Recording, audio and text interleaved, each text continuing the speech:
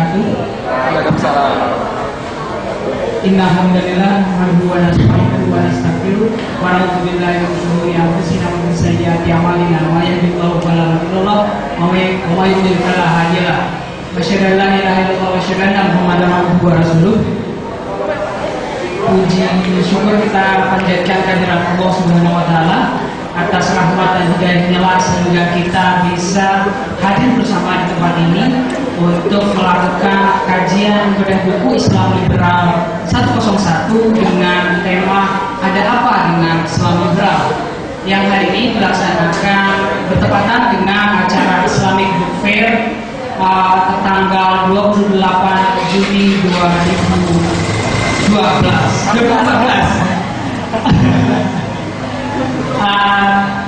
Kemudian salam dan salawat tak lupa kita haturkan kepada junjungan kita Rasulullah Muhammad SAW yang telah menyebarkan agama, satu-satunya agama yang benar di muka bumi ini, agama Islam, sehingga kita sebagai pengikutnya bisa memeluk suatu kebenaran yang insya Allah akan mengantarkan kita nantinya ke surga, insya Allah, amin. Saya mengucapkan terima kasih kepada MC yang telah membuka acara ini. Kemudian kami mengucapkan selamat datang kepada para peserta hari ini, kepada para peserta bedah buku Islam Liberal 101. Dan alhamdulillah sekali karena di tengah-tengah kita telah hadir bapak narasumber kita. Saya lebih senang memanggilnya beliau Ustadz Akmal Syafril yang telah jauh-jauh datang ke Malang untuk membagi ilmunya, untuk menceritakan apa sebenarnya isi dari buku Islam Liberal 101 ini. Tetapi sebelum kita masuk ke materi, saya ingin mengumumkan beberapa amanah dari sponsor, karena acara ini terselenggara berkat kerjasama tiap pihak yang terkait. Di antaranya yang pertama adalah Sylvia Bejo Chocolate, kemudian yang kedua adalah Gerai Dinar Malang, dan yang ketiga adalah Radio Mitra 97 FM dan juga unit aktivitas kerohanian Islam UAKI Universitas Brawijaya. Di acara ini pula kami menyediakan door prize 5 buku berjudul Kebun Al-Quran dan Gerai Dinar Malang dari Gerai Dinar Malang. Kemudian ada voucher produk coklat dan diskon coklat dari Sylvia and Joe Chocolate. Voucher bisa ditukarkan dengan produk coklat atau diskon bagi yang ingin membeli coklat. Di kesempatan kali pula, karena ini adalah merupakan bedah buku Islam Liberal 101, maka tentu saja kami dari pihak narasumber maupun dari pihak panitia telah menyediakan buku yang akan dibahas pada hari ini, yaitu buku Islam Liberal 101 yang dikarang oleh Ustadz Akmal Syafril sendiri. Bagi yang berminat bisa menghubungi panitia di pojok sana.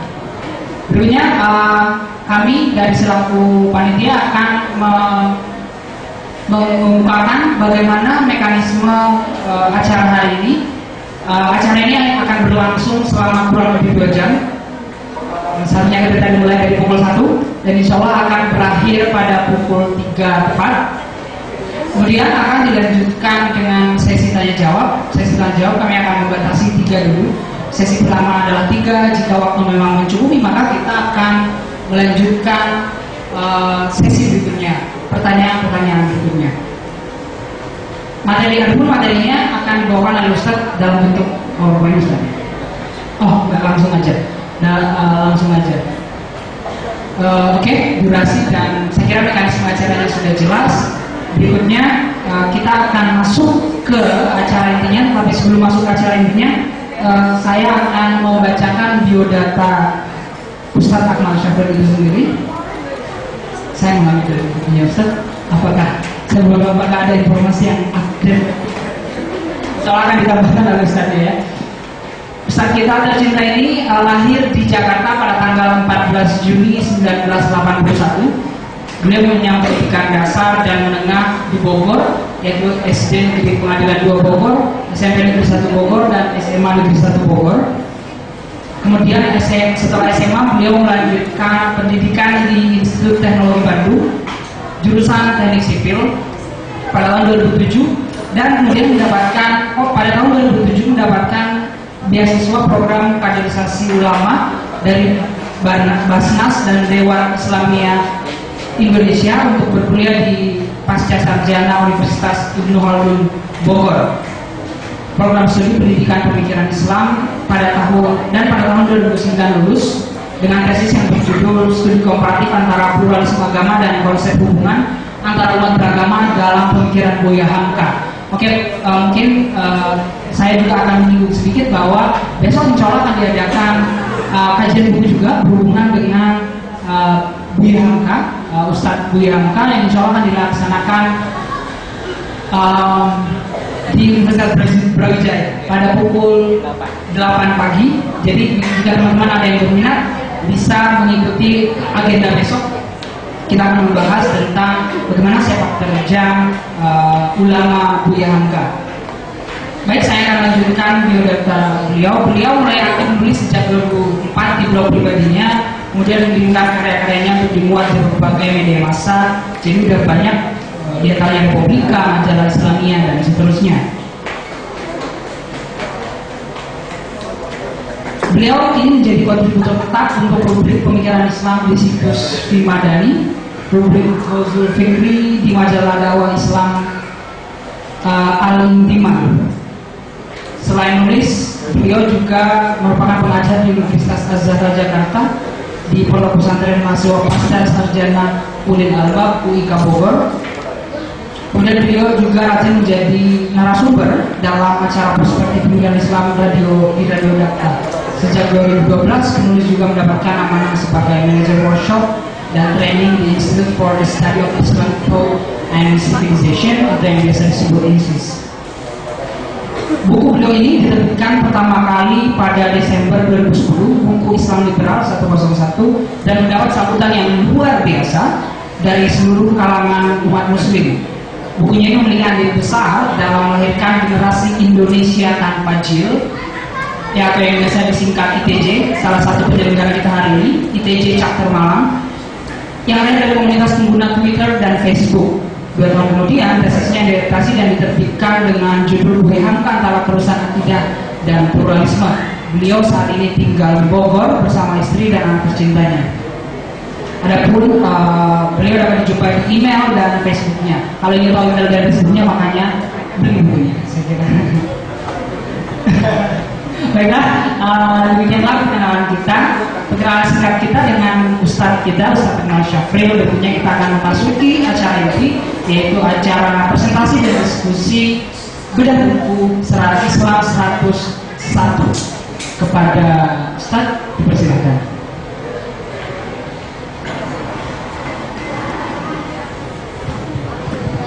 Bismillahirrahmanirrahim. Assalamualaikum warahmatullahi wabarakatuh.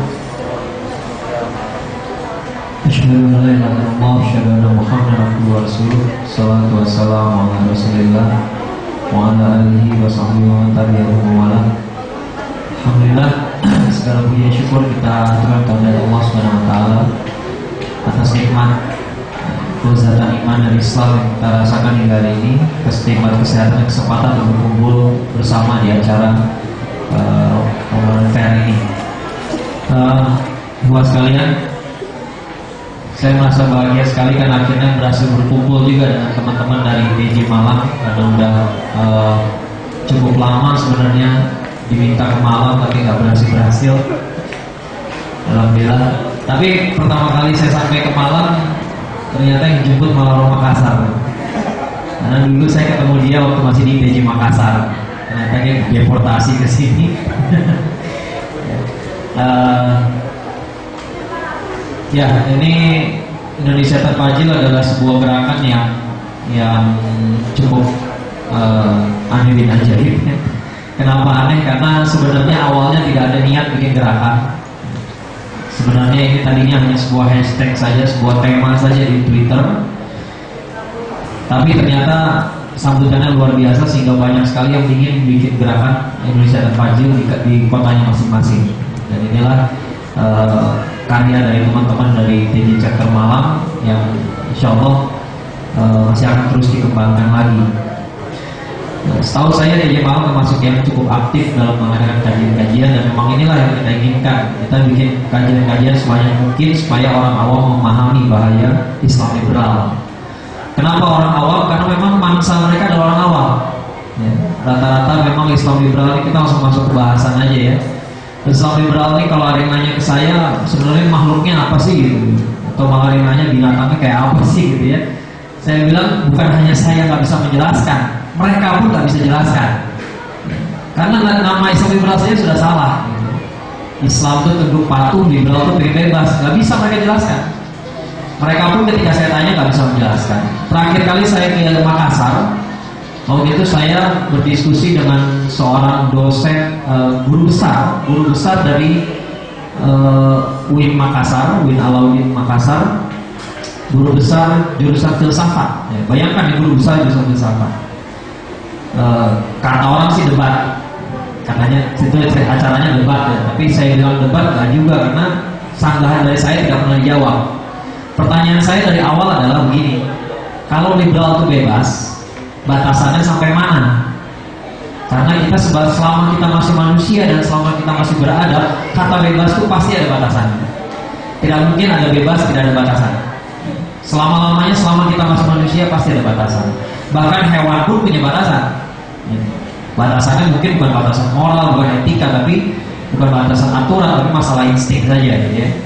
Tidak ada yang misalnya ya, ada hasil penelitian menunjukkan gajah itu adalah perenang yang baik, tapi gajah nggak bakal berenang ke laut gitu, karena mereka punya aturan. Gajah itu perenang yang baik, tapi berenangnya cuma nyebrang sungai doang gitu ya. Nggak pernah gajah itu berpikir sekali-sekalinya, wah pengen ketemu sama mamalia laut gitu ya, pengen kenalan. Nggak ada cerita seperti itu. Nah sekarang pertanyaan Islam liberal ini batasan sampai mana? Dan ternyata nggak ada yang bisa menjawab, bahkan sang guru besar pun tidak menjawab. Akhirnya saya simpulkan, nah itulah penyakit utama dari Islam liberal, tidak ada batasan. Karena nggak ada batasan, maka apa yang terjadi kemudian pasti lebih parah dari yang sekarang. Kalau banyak orang mengatakan sebenarnya Islam liberal ini hanya pengembangan saja dari gagasan sekularismenya Novalis Majid. Saya katakan Novalis Majid tidak pernah berbicara sekeras orang Islam liberal sekarang. Nggak berani mungkin kali gitu ya. Karena Novalis Majid dulu mungkin dia melampaui batasnya sekian, tapi karena batasannya sudah tak ada, ya pengikut sesudahnya bakal lebih parah lagi, makin parah. Demikian juga tokoh-tokoh Islam liberal yang kita kenal sekarang seperti Ulil misalnya, pertama kali muncul tahun 2002 kalau saya tidak salah, atau 2002, dia hanya mengatakan kita perlu menyegarkan pemahaman keislaman kita, cuma begitu aja bilangnya.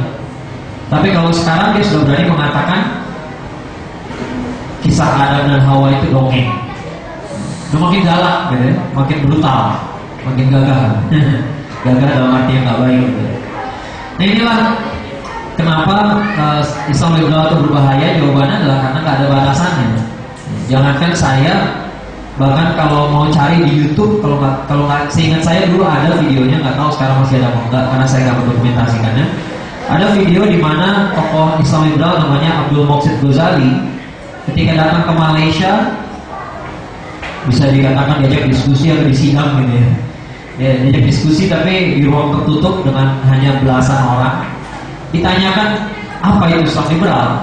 Ternyata ujung-ujungnya dia hanya mengelak saja. Dia mengatakan Islam liberal menurut saya atau menurut siapa, atau menurut Ulil.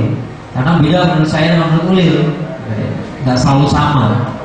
Nah kalau seperti kayak begitu kan akhirnya kita nggak pernah menemukan kejelasan tentang Islam liberal ini apa. Karena itu saya simpulkan memang penyakit utama Islam liberal ini adalah ketidakjelasan. Tidak pernah jelas ya, tidak pernah jelas identitasnya apa. Tapi bagaimanapun yang dia pakai namanya adalah Islam. Dan oleh karena itu nama ini berhasil menghipnotis masyarakat awam. Karena masyarakat awam nggak bisa bedain mana yang Islam beneran, mana yang Islam asal tempel aja Islamnya gitu ya. Itulah kenapa saya bikin buku Islam Liberal 101. Banyak yang nanya 101 ini apaan. Sebelum ditanya saya jelaskan saja. 101 ini 101 ini kalau di negara-negara barat biasanya adalah kode mata kuliah dasar. Ini cuma menarik, biar menarik aja judulnya di Islam Liberal 101. Kenapa 101? Memang ini mata kuliah dasar untuk masyarakat awam supaya kenal Islam Liberal ini apa. Nah karena ini adalah beda buku 1 Islam Liberal 101, jadi akan saya jelaskan menurut penuturan saya di buku tersebut ya. Jadi pertama, buku ini ada 5 bab. Di bab pertama saya menjelaskan tentang hakikat ghusl fikri. Ada beberapa poin dalam ghusl fikri atau perang pemikiran. Saya rasa udah banyak yang tahu ya artinya perang pemikirannya. Ghusl fikri ini banyak ada kesalahpahaman. Kesalahpahaman beberapa poin saja yang saya bahas di sini. Misalnya, pertama adalah ketika kita bicara ghusl fikri, orang bersikap seolah-olah ini masalah sekarang, seolah-olah baru sekarang saja. Banyak ada yang ngomong ke saya, oh zaman sekarang udah benar-benar gawat ghusl fikrinya. Nah, saya berpikir memangnya zaman dulu nggak ada ghusl fikri. Nah, ungkapan-ungkapan seperti itu membuat diam-diam di kalangan kader dakwah, aktivis dakwah sendiri merasa kayak putus asa gitu.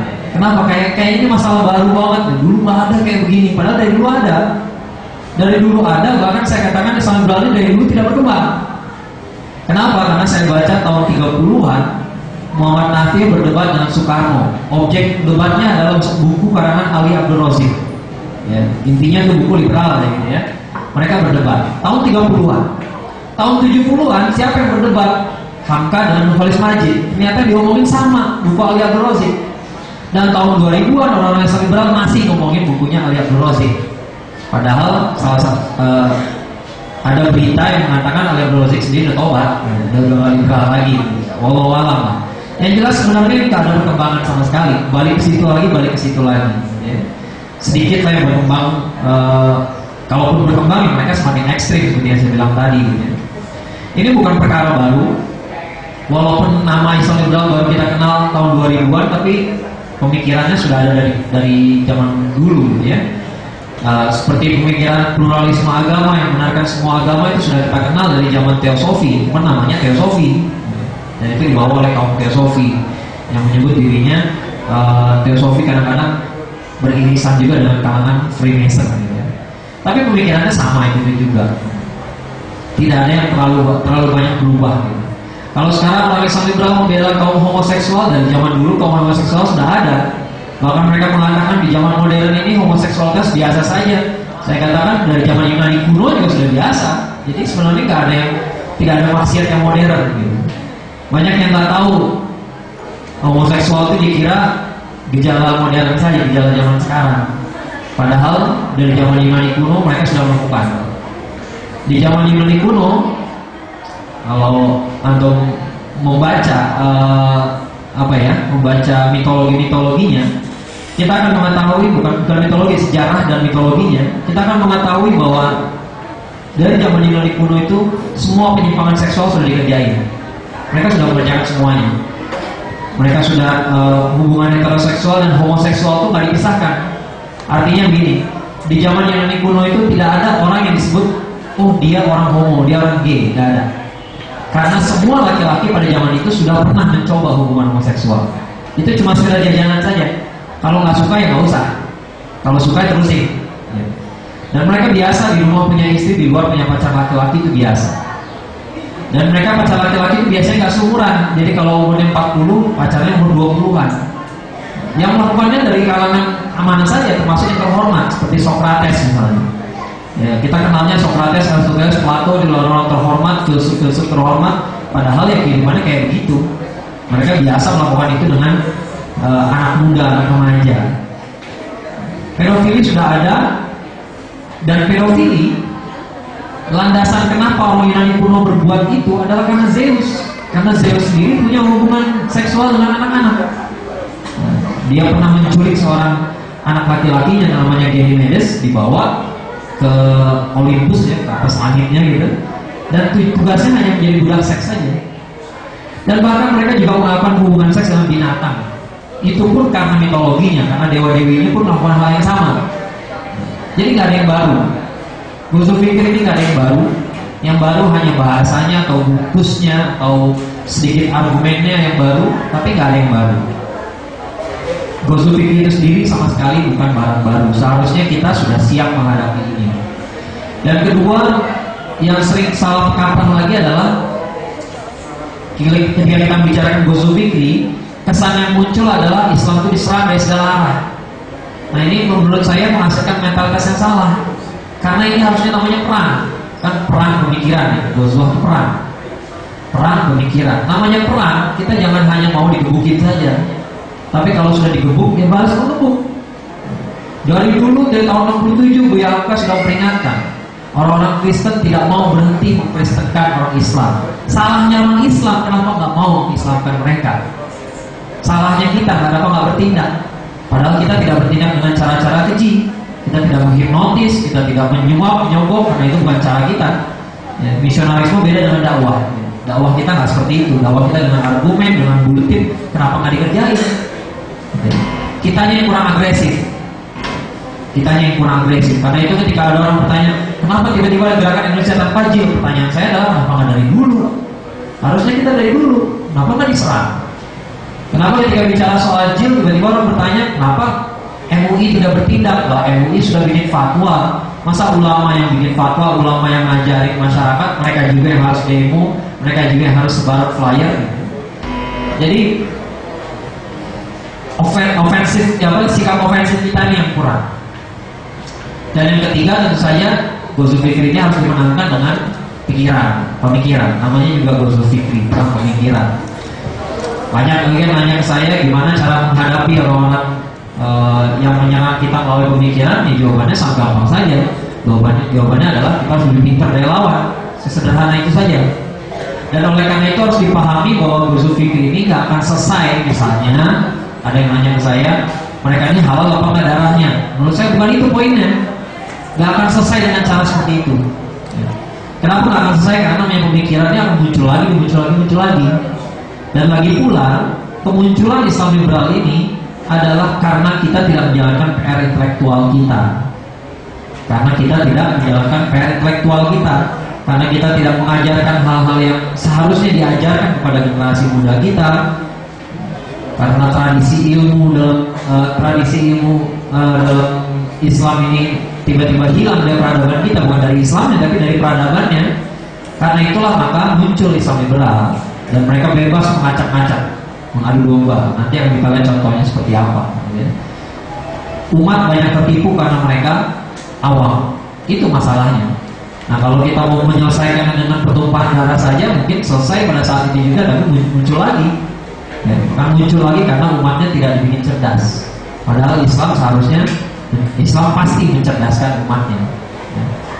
Nah, di bab kedua saya menjelaskan bagaimana sekularisme atau liberalisme ini diimpor dari barat ke timur. Mengapa barat menjadi sekuler itu perlu dipahami bersama. Karena kalau kita melihat bahasanya orang sekuler di Indonesia sama persis dengan orang sekuler di barat.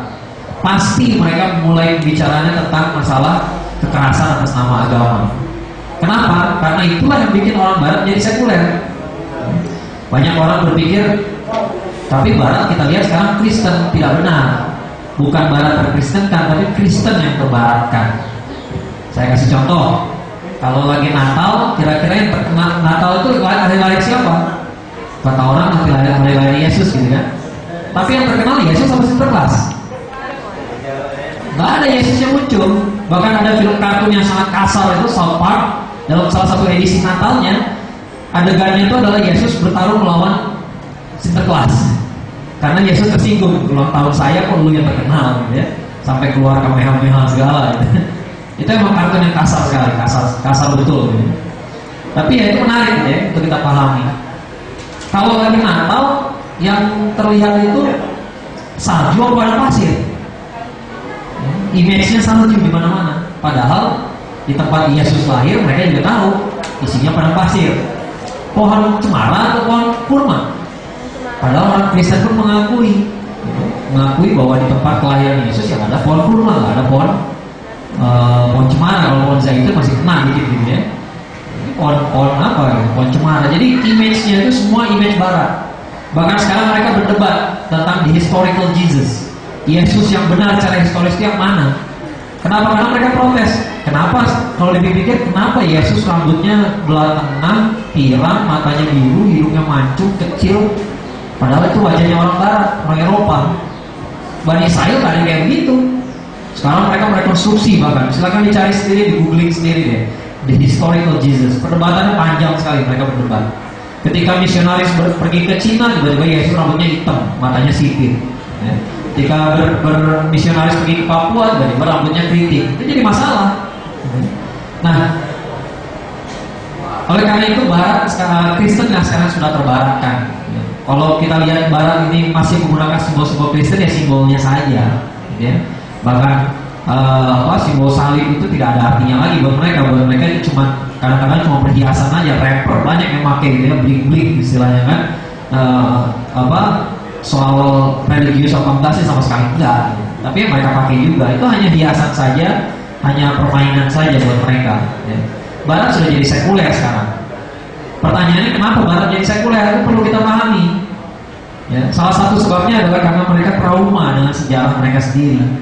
Dan dalam sejarah Barat, ketika agama atau dalam hal ini sebenarnya agama Katolik, ketika Katolik menguasai Eropa, itulah saat-saat yang mereka sebut the Dark Age. Kenapa disebut the Dark Age? Selain karena di situ terjadi seolah-olah gelap gitu ya, ilmu pengetahuan mati, segala macam mati gitu ya. Juga untuk menekankan bahwa sebelumnya mereka nggak kayak gitu. Jadi pada zaman kejayaan Romawi, mereka semua hidup sangat tentram, sangat makmur, luar biasa maju sainsnya. Tapi begitu gereja berkuasa, tiba-tiba semuanya hancur. Ya, dan itulah namanya the Dark Age. Jangan tertipu, seolah-olah the Dark Age itu terjadi di seluruh dunia. Yang terjadi hanya di Eropa saja. Di luar Eropa, terutama di kekhalifahan Islam, justru pada saat itu adalah Golden Age-nya Islam. Ya. Itulah sebabnya kita nggak pernah kenal. Nah, kalau kita baca buku-buku sejarah sains, pasti bicaranya tentang filsafat Yunani, Socrates, Aristoteles, Plato, tiba-tiba loncat Leonardo da Vinci. Padahal jaraknya ada 1000 tahun, hampir 1000 tahun. 1000 tahun ini siapa yang bekerja? Apakah sains nggak ada sama sekali berkembang? Ada, sains Islam. Dan itu masalahnya nggak diungkap, gitu ya, oleh para penulis Barat. Itu adalah bahasan yang lain. Yang jelas, kenapa Barat jadi sekuler? Karena mereka trauma dengan agamanya sendiri. Dan trauma itu anehnya ditularkan kepada orang Islam. Dan lebih anehnya lagi, orang Islam ikut-ikutan. Oleh karena itu kalau kita lihat orang Islam di Indonesia, pasti bicaranya kekerasan atas nama agama. Ada yang bilang ke saya, lalu bagaimana kita membenarkan kekerasan atas nama agama? Saya bilang, saya tidak membenarkan. Cuman kalau kita mau jujur, berapa banyak sih kekerasan atas nama agama dibanding kekerasan dilakukan oleh orang tidak taat beragama? Jauh lebih banyak. Penjahat itu jauh lebih banyak yang tidak taat beragama daripada yang taat beragama.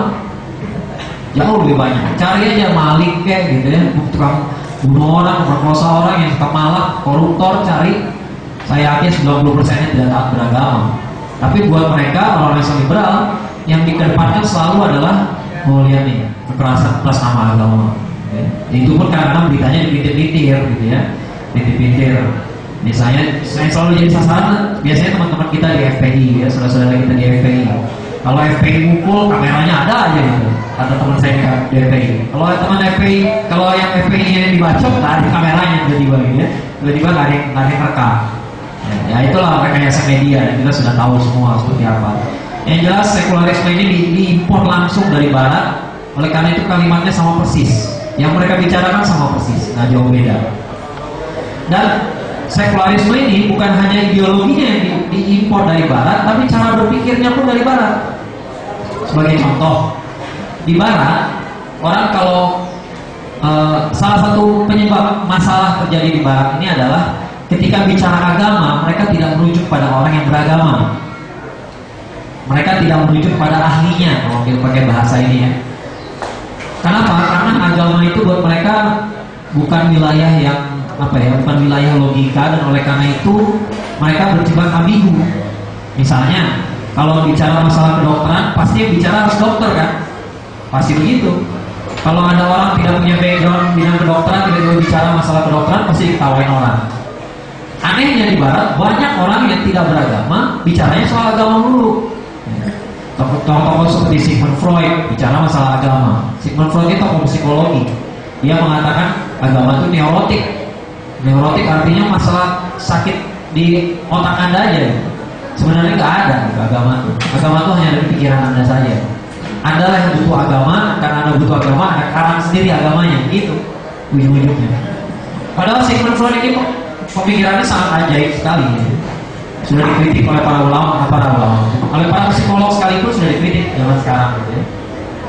Atau Karl Marx misalnya, ketika bicara soal agama tiba-tiba rujukannya Karl Marx. Ini kan pemikiran yang aneh. Karl Marx sendiri beragamanya nggak jelas. Atau tokoh-tokoh filsuf-filsuf seperti Jean-Paul Sartre itu kehidupan pribadinya berantakan semua. Tapi kalau kita ungkap kehidupan pribadinya, kata mereka, oh itu namanya istilah dalam debat ad hominem kita berusaha menjatuhkan pribadi orang.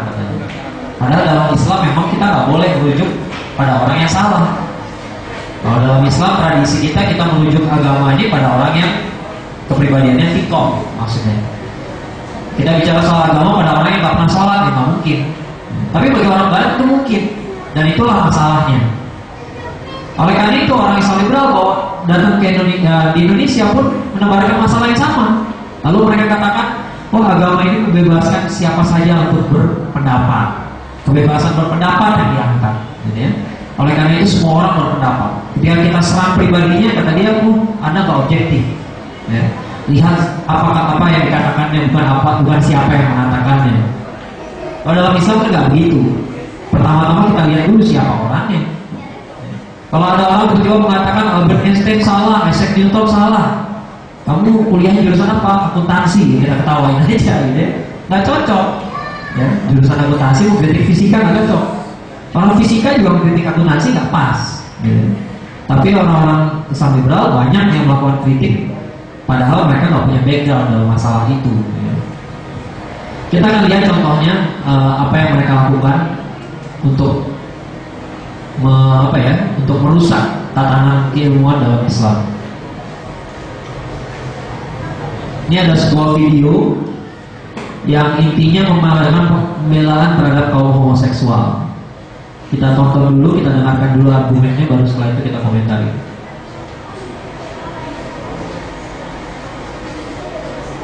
Mudah-mudahan suaranya lancar ya.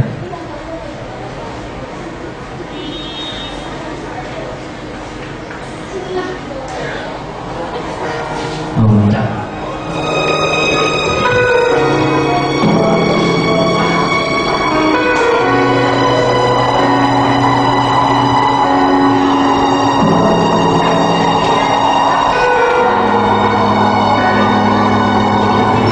Ada kisah memang yang sering diungkapkan oleh para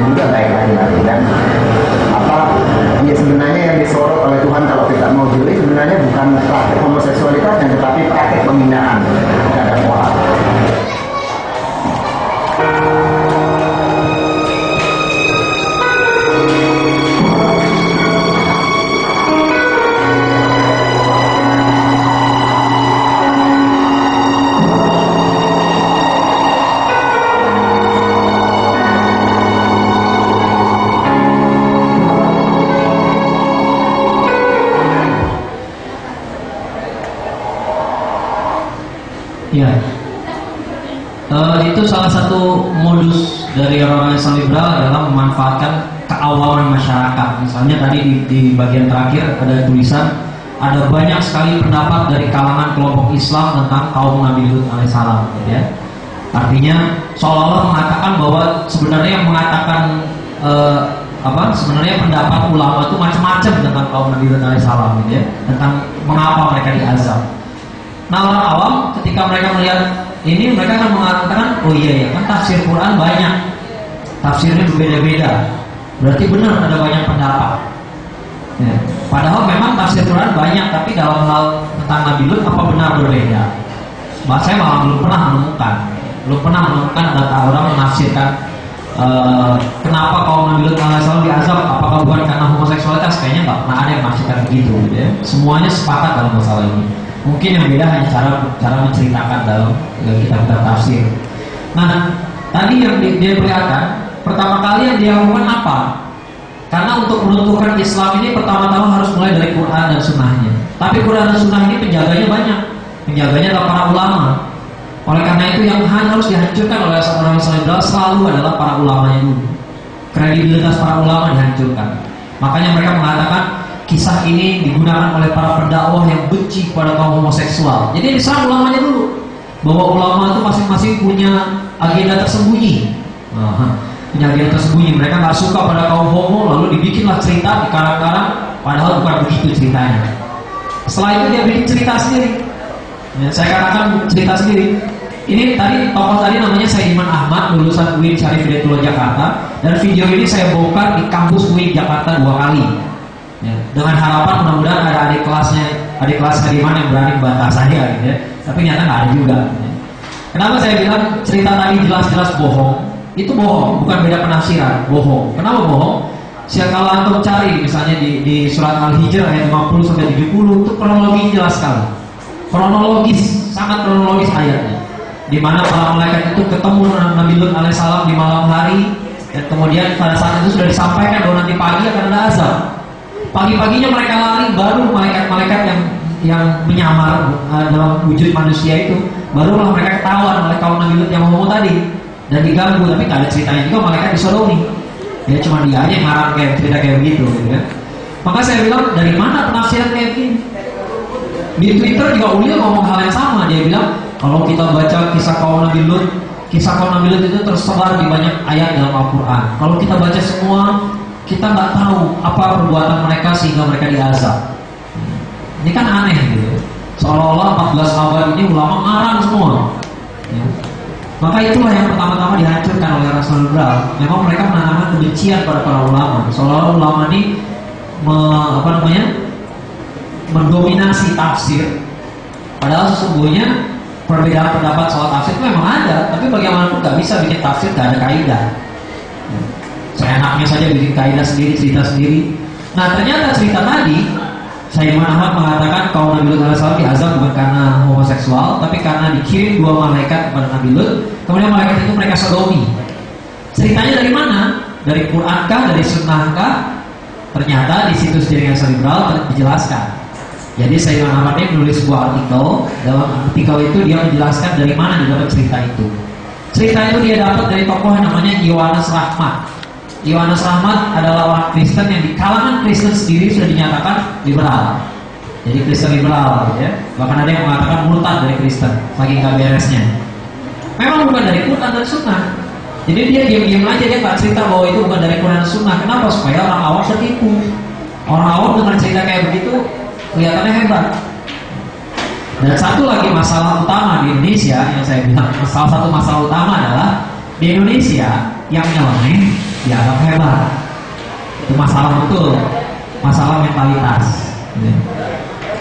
Maka saya sering beranekdot di Indonesia ini, kalau kita rajin sholat kita disebutnya alim, soleh. Tapi kalau nggak pernah sholat, hati-hati bisa disangka wali nanti. Karena orang Indonesia begitu. Kalau nggak sholat berarti nggak perlu sholat lagi, makomnya udah tinggi, ma'rifatnya udah hebat, gitu ya. Dan sampai sekarang masih ada orang kayak gitu dan masih ada yang percaya. Ya. Kenapa? Kalau saya kira-kira sih kayaknya ini mentalitas dari Hindu Buddha dulu. Karena orang Buddha tidak punya konsep ketuhanan. Siddhartha Gautama bukan Buddha, bukan Tuhan.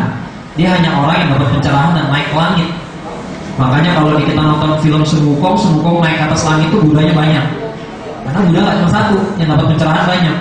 Nah, orang Buddha berpendapat kalau manusia sudah dapat pencerahan, dia sudah bukan manusia lagi, sudah setengah, katakanlah setengah dewa, walaupun dia nggak punya konsep soal dewa juga, gitu ya.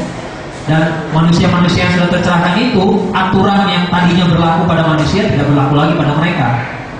Mungkin orang-orang Indonesia banyak yang masih mewarisi cara berpikir begini.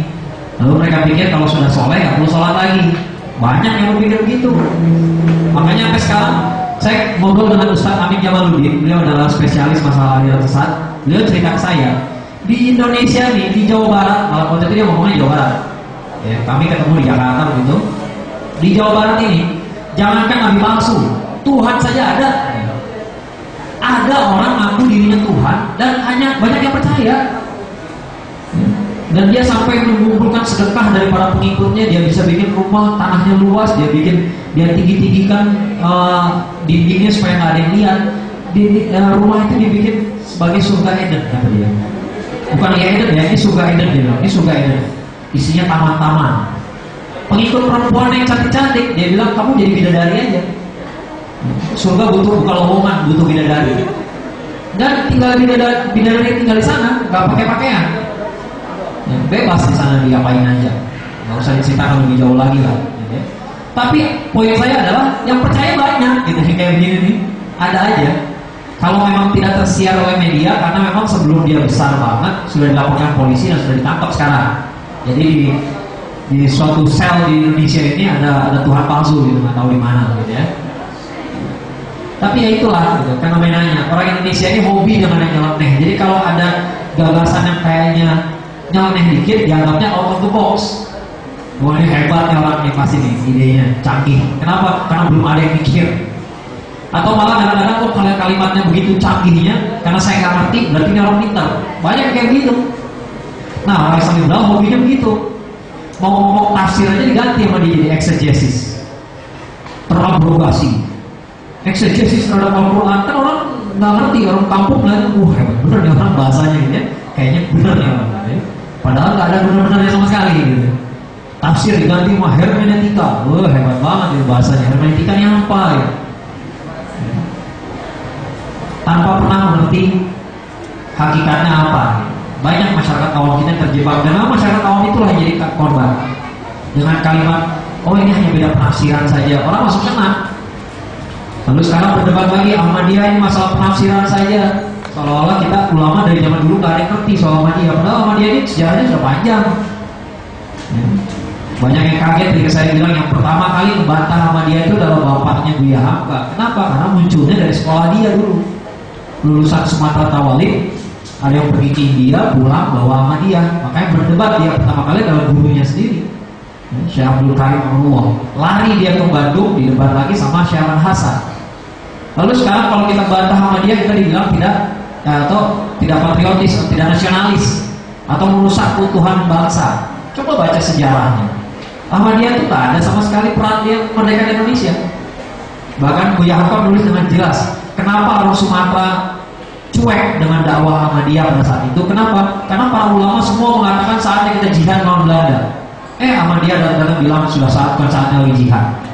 Ya susah. Siapa yang mau dengerin dia? Lagi keadaan perang, tiba-tiba ada yang bilang nggak usah jihad. Sekarang tiba-tiba mereka minta bagian dari Indonesia. Kalau kita menolak dia, kita dikatakan tidak nasionalis. Padahal mereka nggak nasionalis dari awal. Mereka yang nggak berjihad mereka. Jadi masalah-masalah kebingungan kayak gini dimanfaatkan oleh orang Islam liberal. Dan oleh karena itu kita butuh sekali gerakan-gerakan penyadaran kepada masyarakat awam. Itulah sebabnya saya bikin buku Islam Liberal 201. Memang untuk orang awam yang belum kenal sama sekali Islam Liberal, dengan mudah mereka bisa mengenali ini. Mudah-mudahan melalui buku saya. Bab ketiga dan keempat ini adalah bagian yang paling praktis. Praktis kenapa? Karena kadang-kadang orang awam nih kalau dikasih penjelasan yang filosofis sedikit agak pusing, agak berat gitu ya.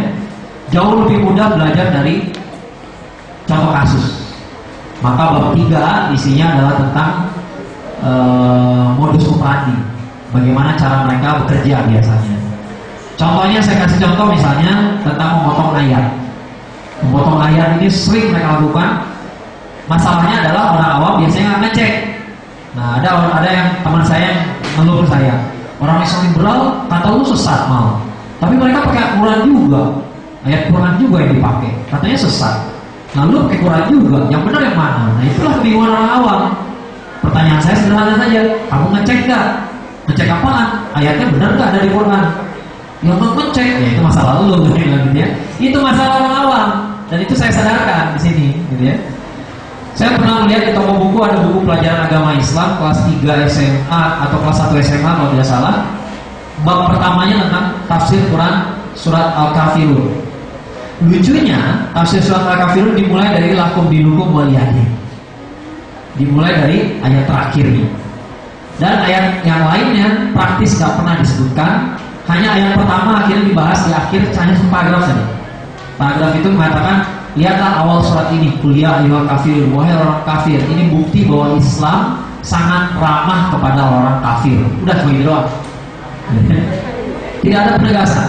Lakum dinukum waliyadin jelaskan panjang lebar, ujung-ujungnya mengatakan bahwa kita mengakui semua agama sebagai agama yang benar. Bagaimana lakum dinukum waliyadin bisa ditafsirkan begitu? Ya karena tak baca ayat awalnya. Awalnya sudah kuliah ayyuhal kafirun, hai orang kafir. Kalau sudah kafir, itu sudah ada penilaian benar salah. Artinya Anda salah, saya benar. Tidak bisa mengatakan kafir berarti agama Anda benar juga sih, tapi Anda kafir. Salah. Kafir itu artinya ingkar, menutupi kebenaran. Kita tidak pernah menyapa teman kita yang non-muslim sebagai orang kafir. Karena itu sapa, bukan sapaan. Jadi ketika turun ya ayyuhal kafirun itu konteksnya bukan sapaan. Konteksnya adalah beberapa meja. Ceritanya begitu kan, sebab nuzulnya. Rasulullah diminta beribadah setahun menyembah berhala, setahun menyembah Allah. Maka turunlah ayat itu, wahai orang kafir, la abudu mata bulu, wala antum abidun. Jadi lebih harusnya gitu ya. Ini malah dikesankan seolah lakum dinukum waliyadin terakhirnya. Gitu. Lakum dinukum waliyadin itu panjang. Gitu. Memang kalau dibaca lakum dinukum waliyadin ya penafsirannya bisa macam-macam jadinya. Atau la ikraha fiddin, tidak ada paksaan dalam beragama. Berarti apa? Berarti semuanya benar. Ya iya kalau dipotong di situ. Dan lanjutannya ada kota bayan rusd minal ghayy. Yang lebih parah lagi adalah Al-Kahfi ayat 29, lebih canggih lagi tuh. Faman syaa falyu'min wa man syaa falyakfur.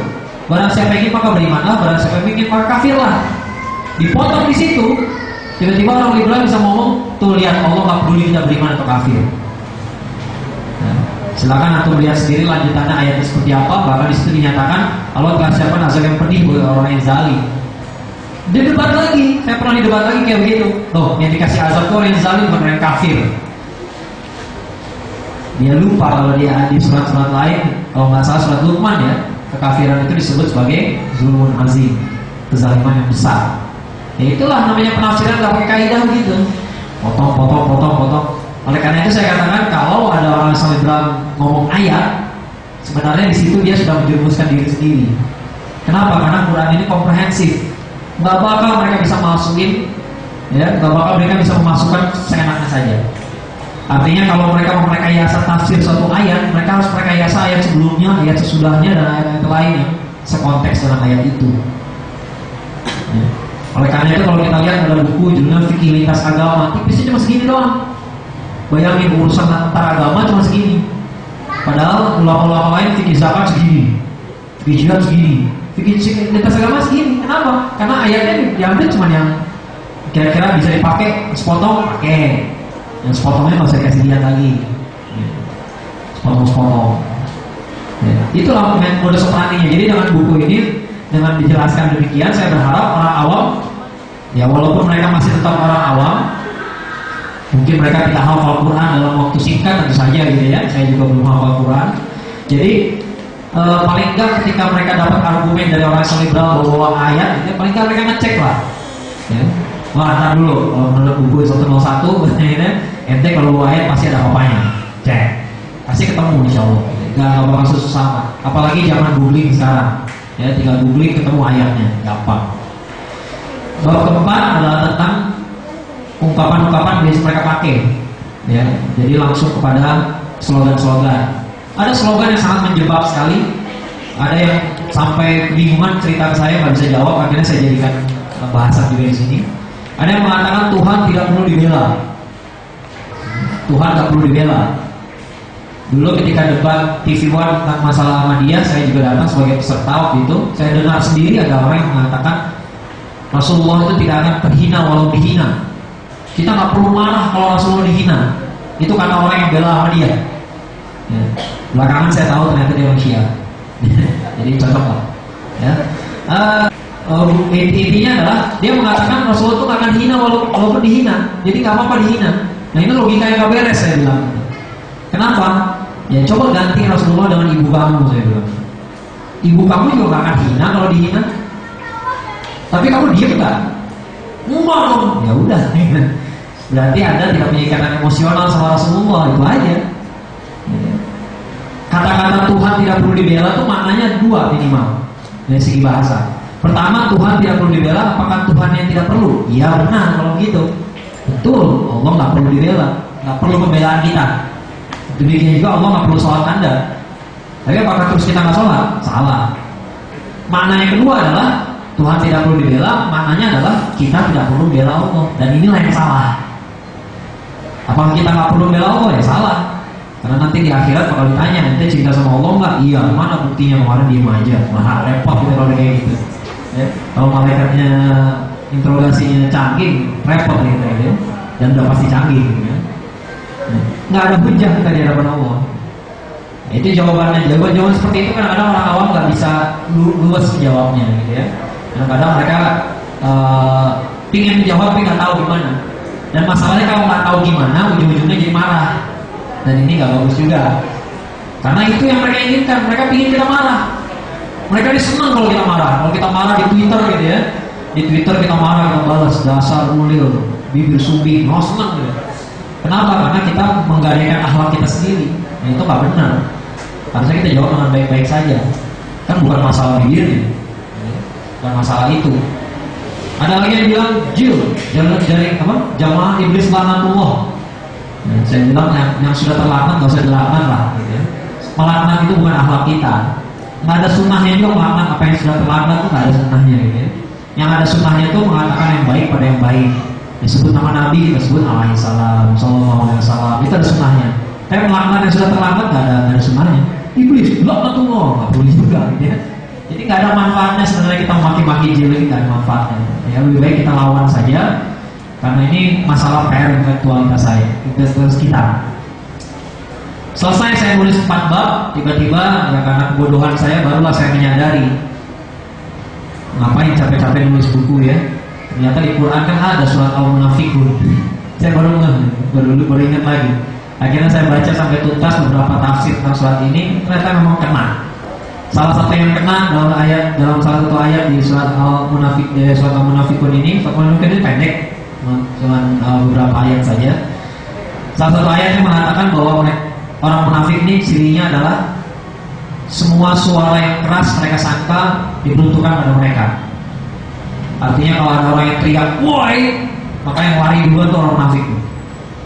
Karena mereka merasa punya salah terus. Dan itulah ciri orang munafik. Dan itulah ciri orang Islam liberal. Banyak yang nanya ke saya, kenapa gak pernah debat sama orang Islam liberal? Memang mereka gak pernah mau datang ya. Setelah tahun 2012 dijadwalkan debat dengan saya di Hard Rock FM. Hard Rock FM kurang liberal apalagi itu radio gitu ya. Harusnya mereka merasa di kampung halaman sendiri. Gak datang. Yang diundang Abdul Muhsin Ghazali. Dia bilang oke, sehari sebelumnya dia juga gak tahu. Diundang Ulil, dibilang kata Ulil saya nggak mau debat yang kayak gitu lagi. Padahal katanya hobi debat. Lempar Guntur Romli, dibilang saya nggak mau debat sama orang tukang pukul. Nama yang cuma bisa adu otot, nggak bisa adu otak kayak gitu. Lempar Lutfi Asyokani, bilang oke, tiba-tiba sejak kemudian dia bilang nggak perlu lagi, nggak usah, males, gitu ya. Alasannya banyak macamnya. Ya. Selalu gitu. Mereka datang ke UIN Pekanbaru, di UIN Suska ya, Sultan Syarif Kasim di Pekanbaru. ITJ di chapter Pekanbaru itu sebar flyer. Kita sebar flyer ya. Jadi kita nggak mencegah seminarnya, biarkan saja dia datang, biarkan dia bicara. Tapi peserta seminar berhak tahu siapa Ulil. Maka kita sebarkan flyer-flyer kita. Tiba-tiba Ulil nggak jadi tampil. Apa dia tulis di Twitter? Sudah 1.400 orang menunggu saya. ya. Kemudian dibatalkan karena ada ancaman dari pihak-pihak yang tidak suka sama saya. Ancaman mana gitu ya. 1.400 orang itu lebih lucu lagi karena pekan depannya justru UIN itu mengundang saya, dan saya datang ke tempat yang sama, 500 orang aja nggak masuk ke tempatnya. Setelah saya tanya saksi matanya berapa orang sebenarnya yang nunggu Ulil, 200 orang. 200 orangnya itu pun mereka datang bukan karena Ulil, mereka nggak kenal Ulil, mereka kenal pembicara yang lain. Jadi ada 3 pembicara, nggak kenal Ulil siapa. Itu ceritanya seperti itu. Dan yang paling menarik terakhir kali beberapa bulan yang lalu, 2 bulan yang lalu barangkali ya di UIN Bandung, dia mau tampil lagi Ulil dan Zuhairi Misrawi. Tiba-tiba flyer ITJ dibaca oleh polisi. Yang ada polisi justru memihak kita. Kata polisi, kenapa orang kayak begini diundang jadi pembicara? Orang kayak gini membahayakan keselamatan nasional. Bagus Pak. Gitu kata polisi. Akhirnya ketua panitianya dipanggil ke polisi. Yang marah, mereka kena marah-marahnya ke ITJ. Ya, diomongin ITJ segala macam. Padahal polisi yang larang mereka. Kita cuma sebar flyer aja. Sebar flyer kok nggak boleh. Kita nggak mencegah mereka jadi pembicara. Jadi sekali lagi ITJ nggak pernah mencegah siapapun jadi pembicara, tapi peserta acara itu berhak tahu siapa yang bicara. Kenapa? Karena kalau mereka bicara di depan podium begini, akhlaknya lain, gayanya seperti orang terpelajar, intelek segala macam. Coba lihat di Twitter kayak apa Ulil kalau berdebat. Saya banyak dokumentasinya. Ulil mengatakan kalau udah kepepet berdebat nih, Ulil mengatakan Anda yang tolol, Anda nggak bisa ngerti kata-kata saya. Lutfi Ashokani gelarnya doktor, hebat sekali, kuliah di Australia, sekarang jadi dewan penasihat di Ma'arif Institute. Orang hebat sekali. Ketika dia ngomong soal jilbab, dia bilang apa? Jilbab itu hanya sama kayak swimsuit. Jilbab itu hanya dipakai kalau lagi pengajian, kalau lagi sholat. Kayak gitu aja nggak ngerti. Bego dia bilang. Banyak dokter ngomong bego di Twitter. Saya aja nggak mau menghinakan akun saya sampai kayak sebegini rupa gitu ya. Nggak mau saya nulis kata-kata kayak begitu di akun Twitter. Tapi dia ngomong kayak gitu.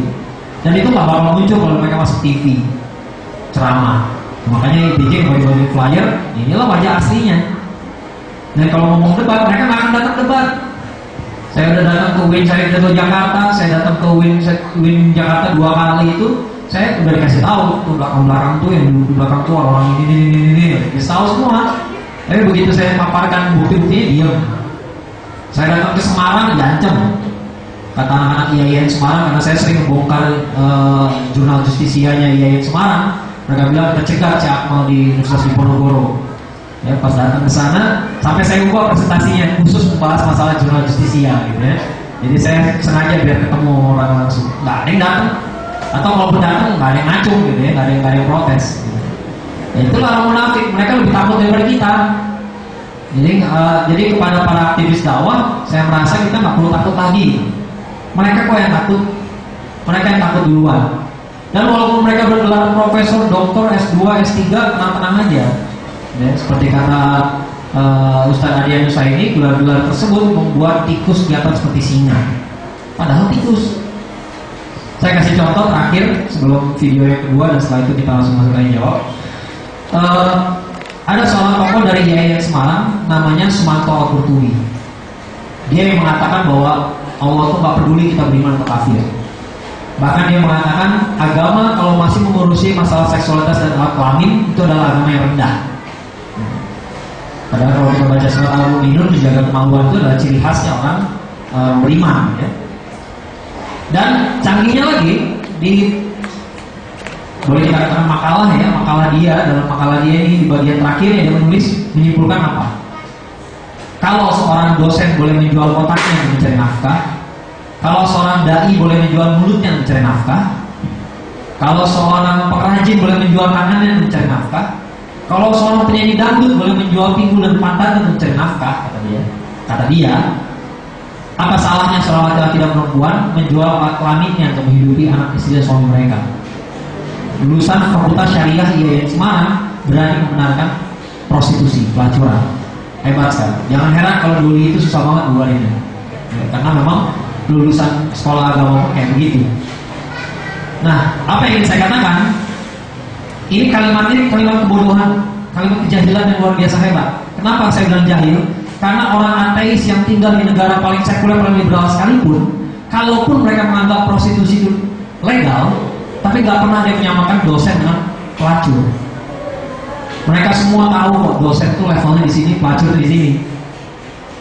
Walaupun mereka melegalkan prostitusi, mereka nggak akan menyamakan dosen sama pelacur. Hanya Sumatera Portugis saja yang menyamakan. Maka kata-kata ini saya bilang kata-kata kejahilan yang luar biasa. Faktanya Sumanto sekarang sedang menikmati beasiswa kuliah di Amerika. Oleh karena itu, pada para aktivis dakwah, jangan takut kalau mereka punya gelar S2, S3 di Amerika. Memang mereka nyarinya kayak gitu. Jadi kalau kita nyari beasiswa kan biasanya kadang-kadang kita ngasih judul penelitian duluan nih. Sebelum kita kuliah kita udah kasih judul penelitian, ya, beasiswa keluar. Kalau judul penelitiannya adalah mengungkap bahaya zina bagi peradaban, gak bakal dapat beasiswa.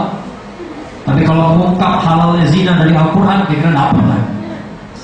Memang dicari kayak begitu, yang tak beres gitu yang dapat beasiswa. Jadi memang yang masih beasiswa ini ideologis juga, mereka punya agenda juga. Mereka nggak cari yang baik-baik, yang soleh-soleh, yang ingin membuktikan kebenaran Al-Quran, gak bakal dapat tuh. Gak bakal dapat beasiswa. Yang dapat cari beasiswa kayak begitu, kayak Sumanto Pertugi. Walaupun kata-katanya betul-betul jahil, sangat jahil, bahkan oleh standar orang sekuler pun. Ada teman saya orang bule. Ya orang bule, namanya orang bule, sekuler liberal. Saya tanya, ya, what do you think? Do you think a professor is the same with a prostitute? Dia bilang that's crazy, gitu ya. Gila, masa dosen disamain sama pelacur? Tapi orang sini ada yang ngomong kayak gitu, malah pakai dalil agama, dapat beasiswa lagi, ke negara lu lagi. Pokoknya nggak tahu deh katanya gitu, nggak ngurus gue katanya gitu. Ya gitulah. Ya. Makanya kita nggak perlu takut sama mereka, walaupun mereka bergelar dokter, profesor, memang yang dapat gelar dokternya kayak begitu. Sekarang ITJ sudah punya subchapter, kita nyebut kalau chapter itu kota, kalau subchapter itu biasanya kampus ya. Kita sudah punya 2 subchapter di UIN Jakarta dan UIN Bandung. Ya. Dan mahasiswa-mahasiswa ITJ yang kuliah di sana, mereka mengalami tekanan yang luar biasa. Ada seorang mahasiswa namanya Aska, dia ketua divisi kaderisasinya ITJ, divisi kaderisasi pusat. Dia juga aktivis di UIN Jakarta. Dia mengatakan orang lain tes, saya nggak dikasih tes, saya disuruh bikin makalah dan disuruh presentasi ke depan. Kenapa? Saking seringnya mendebat dosen. Siapa nama dosen lo? Ya, sebut namanya. Oh ya udah tahu lah. Ya kita ngerti lah. Jadi ditekan. Siapa saja yang berani membantah dosen ditekan. Itulah dosen-dosen liberal. Kalau mereka nggak berani, nggak bisa mengalahkan mahasiswanya sendiri dalam argumen, ya begitu caranya. Ya dikerjain. Yang cuma presentasi cuma dia doang, yang lain tes biasa dia soal. Ya tapi itulah. Ya. Dan mereka sangat fundamentalis. Terakhir kita lihat sebuah video, mungkin sebagian ada yang sudah lihat, sebagian mungkin belum. Ini videonya cukup terkenal soalnya di YouTube. Ini video tahun 2004 di UIN Bandung, sedang menjadi di Bandung. Pas ya 10 tahun yang lalu ya. Tepatnya.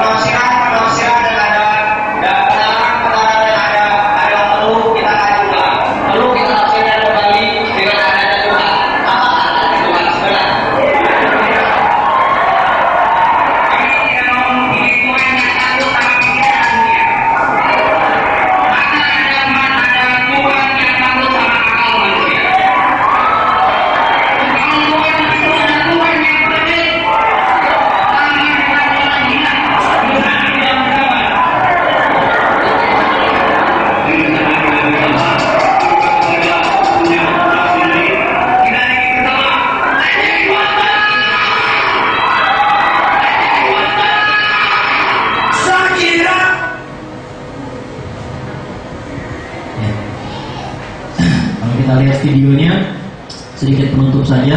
Itu video yang jauh sekali dari sikap ilmiah.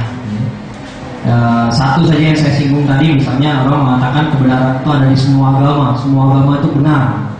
Kira-kira pernyataan itu ilmiah atau bukan? Ada pernah yang ngomong ke saya, setelah saya belajar sungguh-sungguh, sekarang saya meyakini semua agama itu benar. Terus saya tanya, belajarnya berapa lama? 3 semester. Ya, kita bebas ketawa lah, kayak gitu. Ya. 3 semester, kira-kira penelitiannya secanggih apa sih sehingga semua agama bisa dikatakan benar? Memangnya berapa agama bisa selesai diselidiki dalam 3 semester?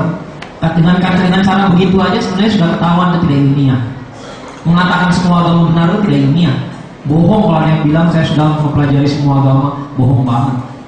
Dia bilang 20 tahun pun saya nggak yakin semua agama dia pelajari. 20 tahun pun saya nggak yakin, apalagi ya mahasiswa yang cuma 4 semester, 5 semester, ya kita ketawain aja. Tapi kayak gitu banyak berpikir seperti itu, absurd sekali. Dan kemudian yang seperti ini kadang-kadang ada yang nanya saya, apakah mereka karena menggunakan akalnya jadi kayak begitu? Apakah karena terlalu pintar terus jadi keblinger? Saya nggak sepakat. Bukan karena akal mereka jadi kayak gitu. Justru karena nggak pakai akal makanya jadi begitu. Justru karena mereka belajarnya dengan cara yang salah, berpikir dengan cara yang salah. Maka akhirnya mereka nyeleneh dan mereka anggap kalau nyeleneh itu hebat. Argumen saya sederhana saja untuk menghadapi yang kayak begini. Sekarang sudah 10 tahun berlalu. Ini video tahun 2004 tadi ya, 2004, sekarang 2014.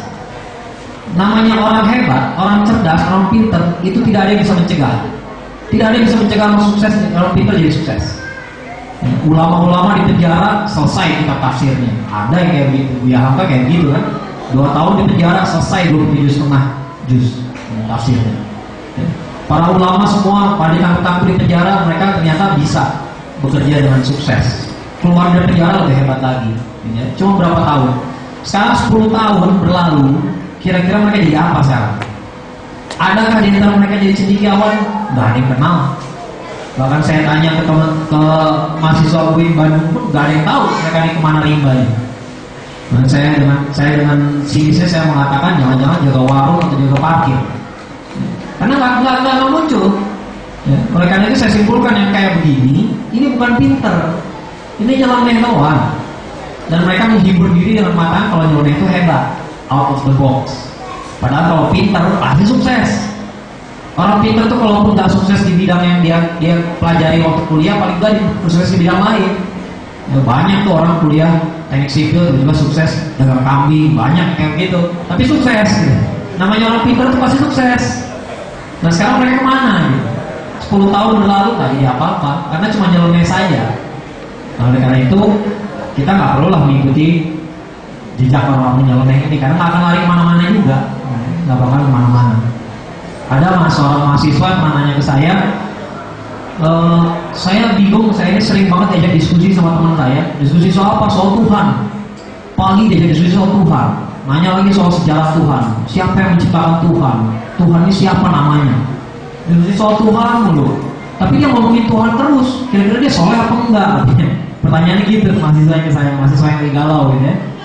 Dan saya bilang begini, kalau pagi ngomongin Tuhan, siang ngomongin Tuhan, sore ngomongin Tuhan, malam ngomongin Tuhan, tapi ketika dia ke masjid kita ketemu dia lagi sholat, lagi duha dia sholat, dia lagi tilawah, sedekahnya banyak, disukai orang karena akhlaknya baik, disukai dosen, disukai teman, baik sama orang tua, baik sama keluarga, mungkin dia orang soleh. Tapi kalau orang ngomong Tuhan ya terus gitu ya, sholat enggak, sedekah enggak, saum sunnah enggak, ya, tilawah enggak, berarti cuma main-main doang. Persis kayak tadi. Yang tadi di video tadi kosakata yang paling sering diulang itu Tuhan. Para pencipta Tuhan, kita bercinta dengan Tuhan, kita tafsirkan apa itu Tuhan. Saya nggak mau sama Tuhan yang takut dengan akal manusia. Semua Tuhan terus yang ngomongin. Ya, tapi yang ngomong cuma mulutnya doang. Karena kalau hatinya yang ngomong harusnya jadi orang soleh. Harusnya ibadahnya canggih. Kalau nggak pernah kelihatan ya batang hidungnya di musola, ya udah abaikan saja. Dia orang-orang, dia itulah bagian dari orang-orang yang nyeleneh tadi. Yang mungkin entah sadar atau nggak sadar mereka membawa paham Islam liberal.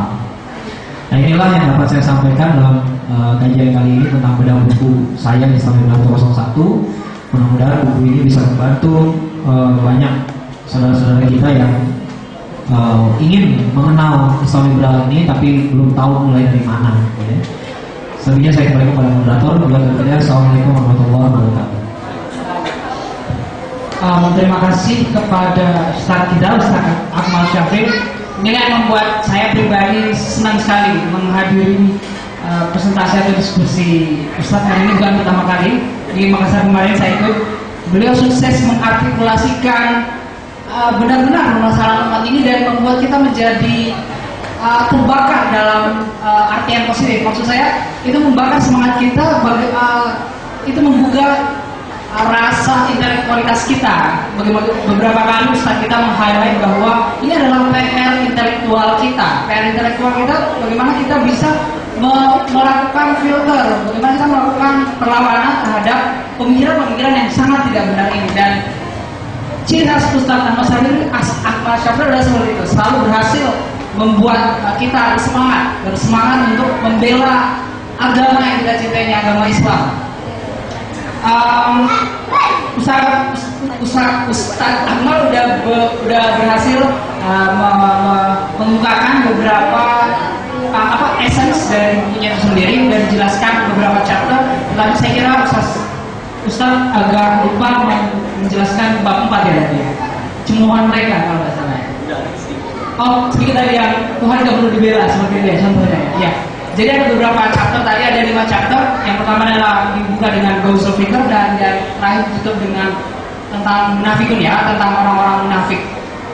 Ketika Ustaz Akmal berhasil mengartikulasikan idenya itu dalam bentuk oral, saya sangat merekomendasikan karena saya juga alhamdulillah udah membaca bukunya.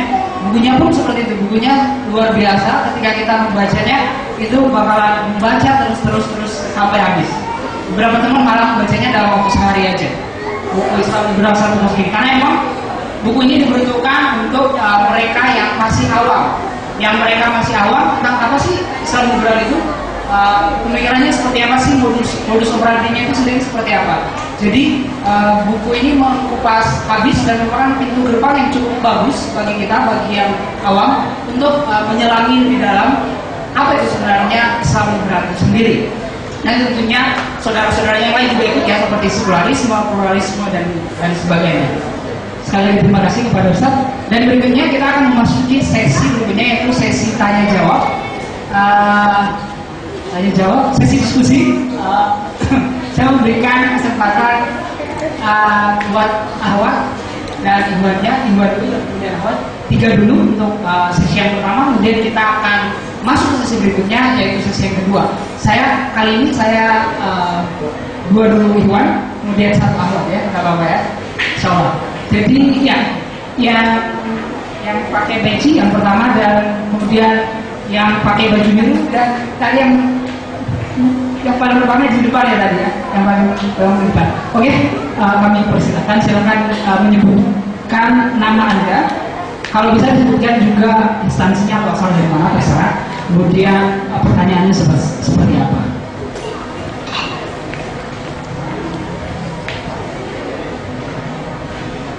Bismillahirrahmanirrahim. Assalamualaikum warahmatullahi wabarakatuh.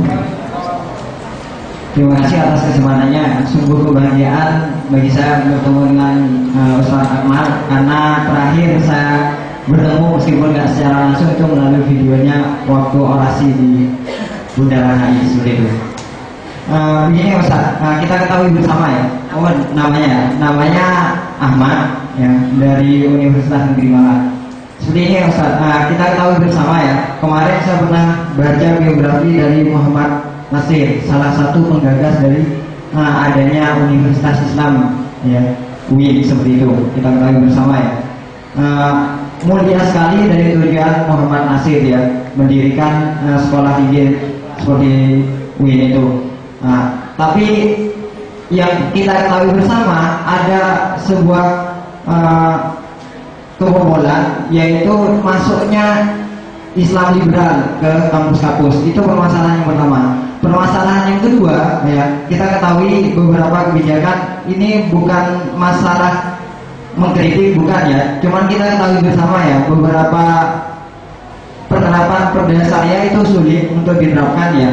Yang perlu kita ketahui bersama, kita menyampaikan Islam liberal seperti ini melalui individu itu bagaikan seperti moderator tadi menyebutkan filter ya, membangun filter ya, filter kecil. Sedangkan kita itu memiliki filter yang besar, yaitu negara ini ya, yang tentunya mungkin filternya, jaringnya itu masih keadaan rusak ya. Rusaknya di apa? Beberapa tokoh liberal itu masuk di pemerintahan. Nah, pertanyaannya saya dari pribadi Ustadz Akmal dan juga teman-teman dari Insyaallah ya, yang akan selalu didukung dan diridhoi oleh Allah perjuangannya teman-teman ITC itu, golden projectnya itu seperti apa untuk memperbaiki yang pertama di universitas dan yang kedua untuk memfilter yang ada di pemerintahan itu sendiri, dan golden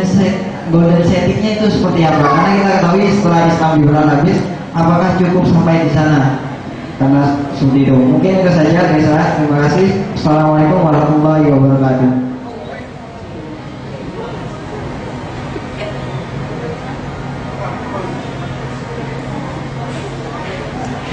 Assalamualaikum warahmatullahi wabarakatuh. Ustaz, saya mau nanya nih, ternyata nama saya Muhammad Rafiq dari Universitas Brawijaya. Saya mau bertanya, Ustaz. Ternyata dulu di SMA saya juga pernah masuk PJL seperti ini, dan cuma di langsung di universitas. Dan dia itu masuknya itu lebih ke beasiswa, seperti yang beasiswa terus kayak sponsor.